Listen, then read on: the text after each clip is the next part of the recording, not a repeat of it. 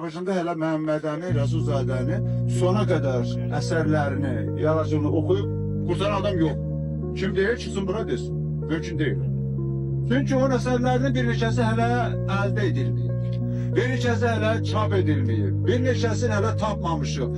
Yəni Məhəmmədəmin Rəsulzadənin elə böyük irsi var ki, mən fikirləşirəm, əgər biz onu geçsək, toplaya bilsək, kiçik məktublarından, xatirələrindən və böyük əsərlərinə qədər ən azı 30 ciltli əsər edir.